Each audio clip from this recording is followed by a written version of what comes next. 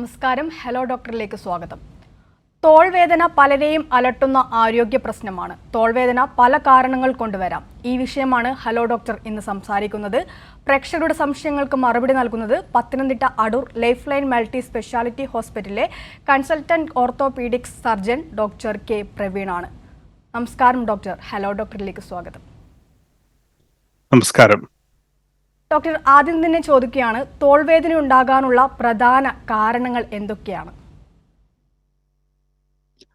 തോൾവേദന ഓരോ പ്രായത്തിലും ഓരോരോ കാരണങ്ങളാണ് ഉണ്ടാകുക.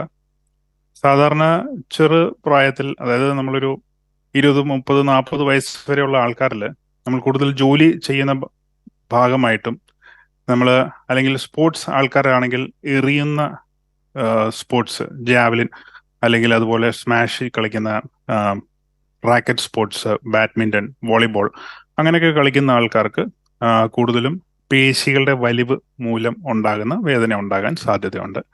അത് റൊട്ടേറ്റർ കഫ് ടയർ ആകാം, ചിലപ്പോൾ നമ്മൾ ലേബ്രൽ ടയർ ആകാം. അതുപോലെ പല പല പേശികൾക്കുള്ള ഇഞ്ചുറീസ് ഉണ്ടാകാൻ സാധ്യതയുള്ളൂ.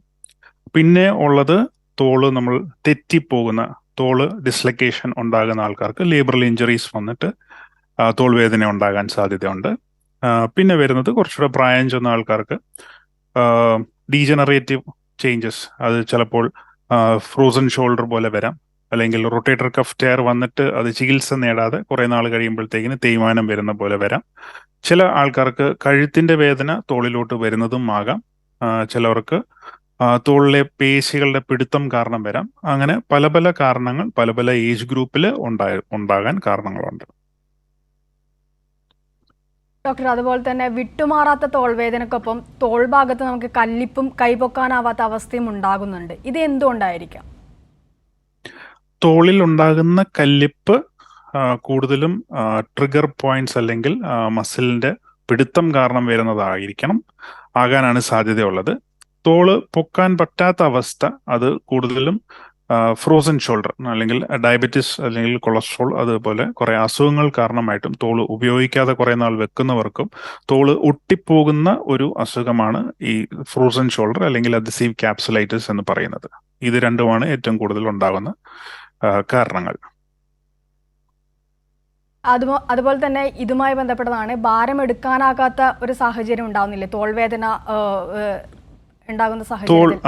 ഭാരം എടുക്കാൻ പറ്റാതെ, അതായത് പ്രത്യേകിച്ച് നമ്മുടെ കൈയും കൊണ്ട് കൈ ഉയർത്തി ചെയ്യുന്ന ജോലികൾ ചെയ്യാൻ ബുദ്ധിമുട്ട് വരുന്നത് ഞാൻ നേരത്തെ സൂചിപ്പിച്ചതുപോലെ റൊട്ടേറ്റർ കഫ് എന്ന മസിൽസ്, നമ്മുടെ കൈ പൊക്കാൻ സഹായിക്കുന്നത് 4 പേശികളും കൂടെ ചേർന്നിട്ടുള്ള ഒരു മസിൽ ഗ്രൂപ്പാണ്. ആ മസിൽസിൽ ഏതെങ്കിലും ഒരു മസിലിൽ ഇഞ്ചറി, ചെറിയ രീതിയിലുള്ള ഇഞ്ചറി, ചിലപ്പം ഈ മസിൽസ് എല്ലാം നമ്മൾ എടുത്ത് നോക്കുകയാണെന്നുണ്ടെങ്കിൽ അതൊരു നാര് പോലെ നിൽക്കുന്ന ഒരു ഘടകമാണ്. അപ്പം അതിനകത്ത് ഒരു 100 നാരുകൾ ഉണ്ടെങ്കിൽ അതിനകത്ത് ചിലപ്പം 1 നാരോ അല്ലെങ്കിൽ 10 നാരുകൾക്കോ ഇഞ്ചുറി സംഭവിക്കാം. അത് ഏതെങ്കിലും വെയിറ്റ് എടുക്കുന്ന സമയത്തായിരിക്കാം, അല്ലെങ്കിൽ നമ്മൾ താഴെ വീഴാതിരിക്കാൻ വേണ്ടി എവിടെയെങ്കിലും പിടിക്കുന്ന സമയത്തായിരിക്കാം, അല്ലെങ്കിൽ എന്തെങ്കിലും എറിയാൻ ചെയ്യുന്ന സമയത്തായിരിക്കാം.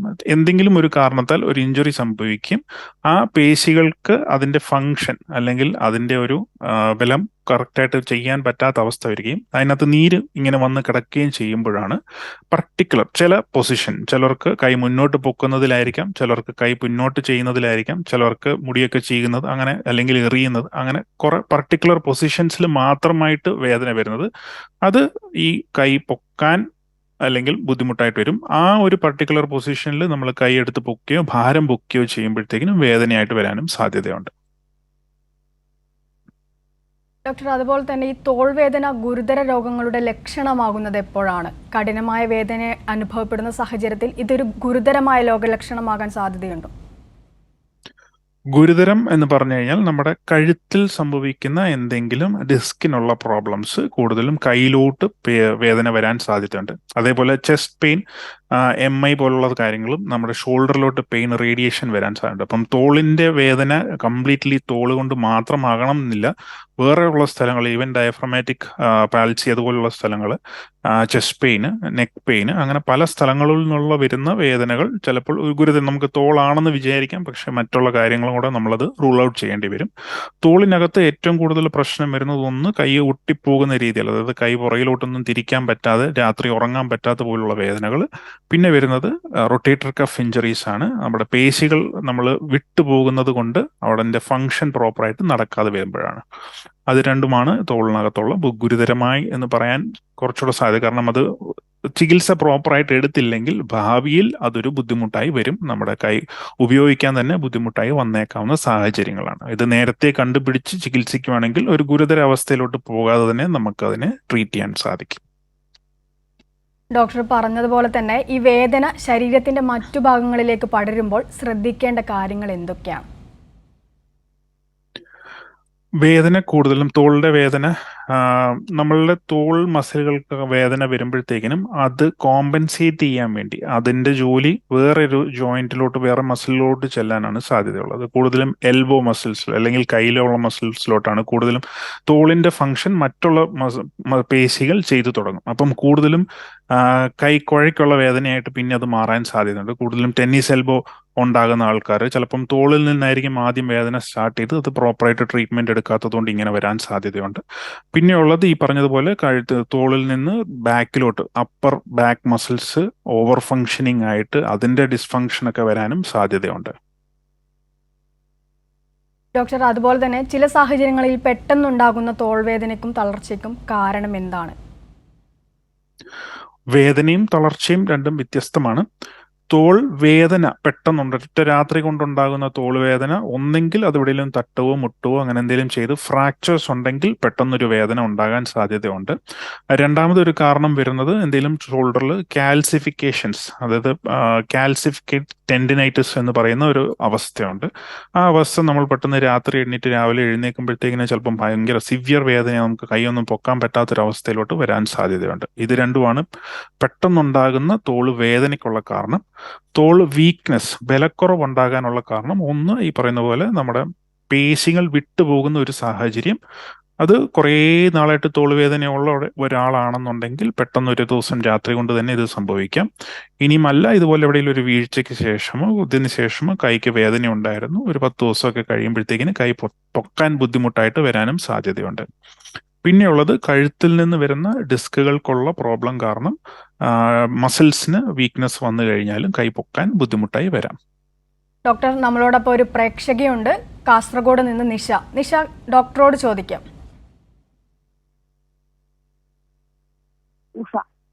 ഉഷ, ഡോക്ടറോട് ചോദിക്കാം. നമസ്കാരം സർ. നമസ്കാരം. കേൾക്കാം, ചോദിക്കാം. രണ്ട് കൈക്കും ഭയങ്കര വേദന, കൈ പൊക്കാനോ ബാക്കോട്ട് തിരിക്കാനോ ഒന്നും പറ്റാത്തൊരവസ്ഥയാണ്. കഴുത്തിന് പിൻഭാഗത്തെ കൂടി ഒരു വേദനയുണ്ട്, കുനിഞ്ഞിരിക്കുമ്പോഴും കുറച്ച് ബുദ്ധിമുട്ടാണ്. നിഷ, എത്ര വയസ്സുണ്ട്? സുറൂഷയാണ്, 54 വയസ്സുണ്ട്. 34? 54. ഷുഗറോ കൊളസ്ട്രോളോ തൈറോയിഡോ അങ്ങനെ അസുഖങ്ങൾ എന്തെങ്കിലും ഉള്ളതാണോ? ഇല്ല സർ, അങ്ങനത്തെ ഒന്നുമില്ല, അങ്ങനത്തെ ഒന്നും പ്രശ്നങ്ങളില്ല. കഴുത്തിന് പിൻഭാഗത്ത് ഒരു വേദന. കഴുത്തിന്റെ പിൻഭാഗത്ത് വേദന. രാവിലെ എഴുന്നേൽക്കുമ്പോൾ ഈ വേദനയുണ്ടോ? ആ ഉണ്ട്, ശരീരം മൊത്തം വേദനയുണ്ട് സർ. ഹലോ ഹലോ ഹലോ ഉണ്ട് സർ, വേദന ഉണ്ട്. ഹലോ സർ, ഹലോ കേൾക്കാമോ? വേദനയുണ്ടെന്നാണ് പറയുന്നത്. രാവിലെ എഴുന്നേൽക്കുമ്പോൾ തന്നെ വേദനയുണ്ട്? അതെ ഉണ്ട് സർ, പക്ഷെ കൈ ഇങ്ങനെ നമ്മൾ കിടക്കുന്ന സമയത്ത് കൈ വെച്ചിട്ട് കിടക്കാനോ പറ്റാത്ത ഒരവസ്ഥയുണ്ട്, വേദന കൊണ്ട്. രാത്രി വേദന കാരണം ഉറക്കത്തിൽ നിന്ന് എഴുന്നേൽക്കേണ്ടി വരുമോ? ഉണ്ട്, ഉറക്കം കുറവാണ് സർ.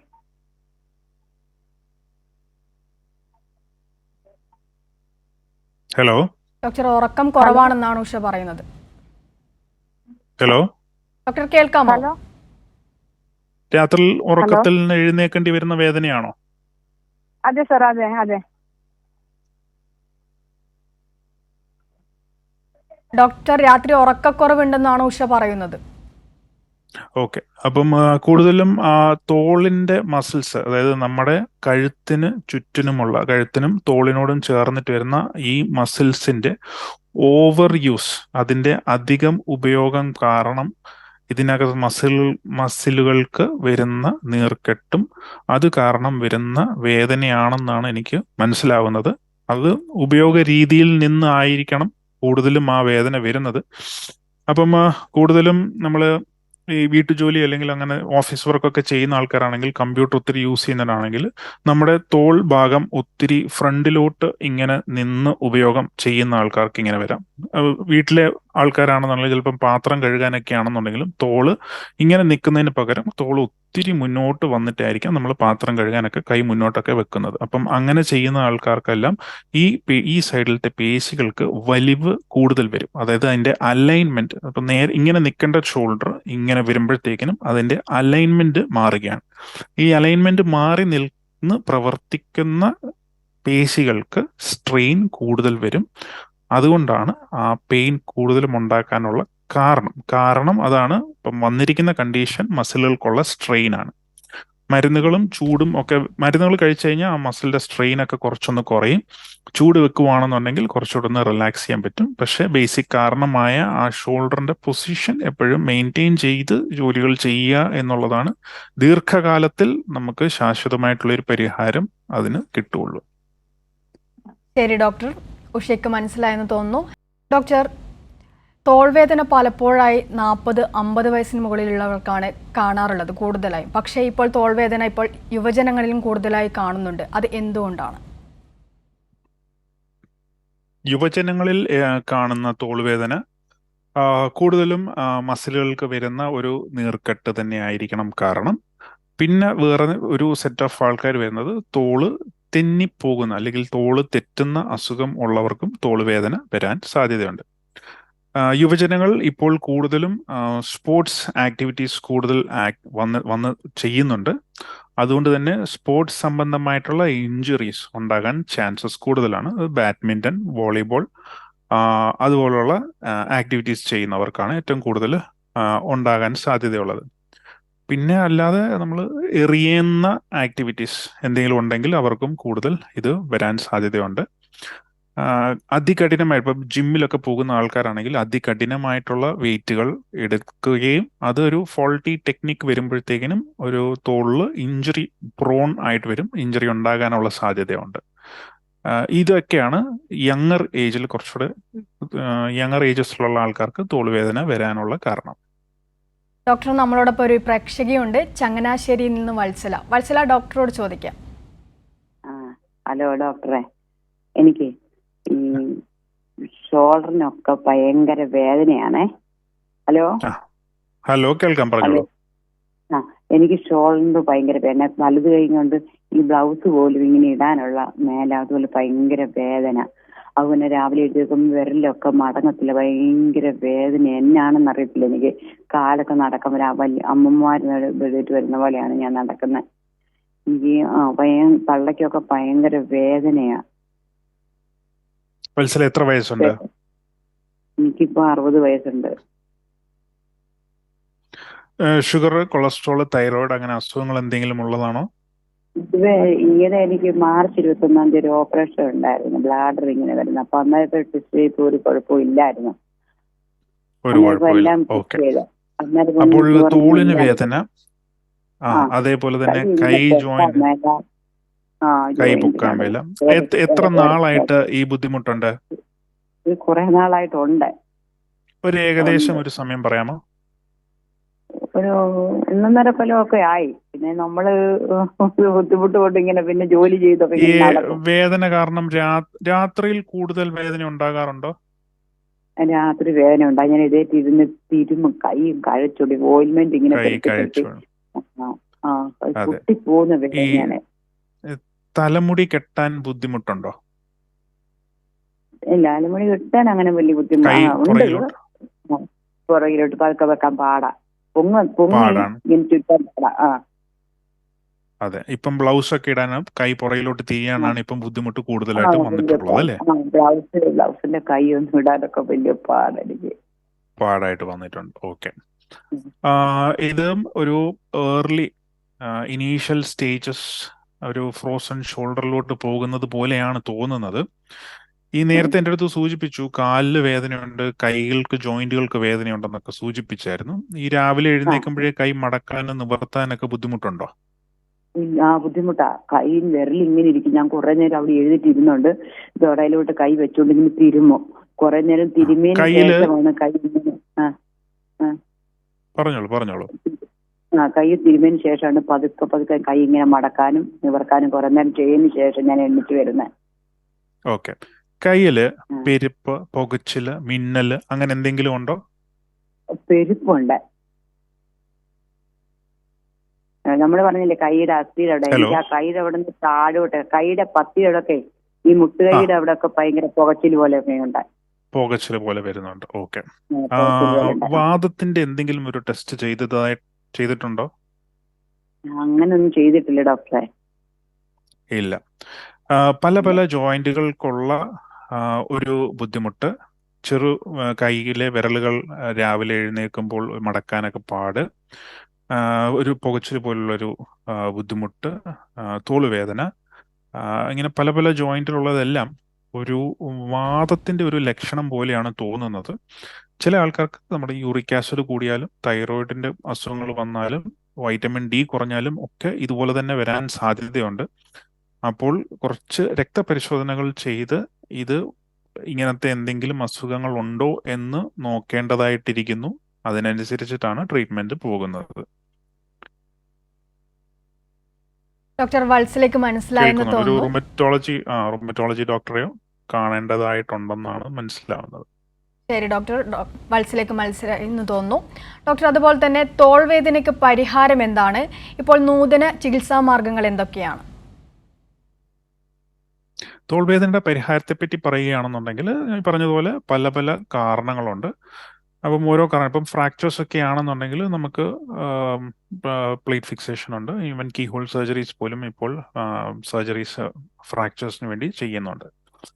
പിന്നെ വരുന്നത് നമ്മുടെ തോള് ഡിസ്ലൊക്കേഷൻസ് ഒക്കെ വരുന്ന ആൾക്കാരാണെന്നുണ്ടെങ്കിൽ ലേബൽ ടയർ, തോള് തെറ്റിപ്പോകാൻ ചാൻസ് ഉള്ളവർക്ക് അവർക്കും കീ ഹോൾ സർജറി ചെയ്ത് 2 സ്റ്റിച്ചൊക്കെ ഇടുന്ന രീതിയിലുള്ള സർജറീസും ചെയ്യാനുണ്ട്. കീ ഹോൾ സർജറീസ് ആണ് ഇപ്പം ഏറ്റവും കൂടുതൽ നൂതനമായിട്ടുള്ള സർജിക്കൽ ടൈപ്പ് ഓഫ് മാനേജ്മെന്റ്. പല ട്രീറ്റ്മെന്റ്സ് ഉണ്ട്. നമ്മൾ ഇനീഷ്യലി ആദ്യം നമ്മൾ ചെറിയ വേദനകൾക്കൊക്കെ നമ്മുടെ ഐസ്, പെട്ടെന്നുള്ള വേദനയ്ക്കൊക്കെ ആണെന്നുണ്ടെങ്കിൽ ഐസ് അല്ലെങ്കിൽ ചൂട് വെക്കുകയാണെന്നുണ്ടെങ്കിൽ വെക്കുകയാണെന്നുണ്ടെങ്കിൽ കൂടുതൽ ആ വേദന ഒന്ന് കുറഞ്ഞു കിട്ടും. അതേപോലെ തന്നെ ഒരു 90% വേദനയും ആ കൈയിന്റെ ഉപയോഗ രീതിയിൽ നിന്നാണ് വരുന്നത്. അപ്പോൾ കഴിവുന്നതും അതിന്റെ ഉപയോഗം കുറയ്ക്കുക ചെയ്യുകയാണെന്നുണ്ടെങ്കിൽ ആ വേദന കുറയാനുള്ള സാധ്യത 90% വേദന കുറയും. പക്ഷെ തോളാണ് നമ്മുടെ കൈ ഏറ്റവും കൂടുതൽ ഉപയോഗിക്കേണ്ട ആവശ്യമുള്ളത് കൊണ്ട് റെസ്റ്റ് എടുക്കാൻ ആൾക്കാർക്ക് ബുദ്ധിമുട്ടുണ്ട്. അതുകൊണ്ട് തന്നെയാണ് ഇതിന്റെ തോളിന്റെ വേദന ഇങ്ങനെ കുറേ നാള് നീണ്ടു പോകുന്നത്. ശരി ഡോക്ടർ, ഞാനൊന്ന് ഇടപെടുകയാണ്. ഹലോ ഡോക്ടറിന്റെ സമയം ഇവിടെ പൂർണ്ണമാവുകയാണ്. തോൾ വേദനയെക്കുറിച്ചാണ് ഹലോ ഡോക്ടർ ഇന്ന് സംസാരിച്ചത്. പ്രേക്ഷകരുടെ സംശയങ്ങൾക്ക് മറുപടി നൽകിയത് Pathanamthitta Adoor Lifeline multi speciality ഹോസ്പിറ്റലിലെ consultant orthopaedics surgeon doctor K Praveen ആണ്. നമസ്കാരം ഡോക്ടർ. നന്ദി ഡോക്ടർ. ഹലോ ഡോക്ടർ ഇവിടെ പൂർണ്ണമാകുന്നു.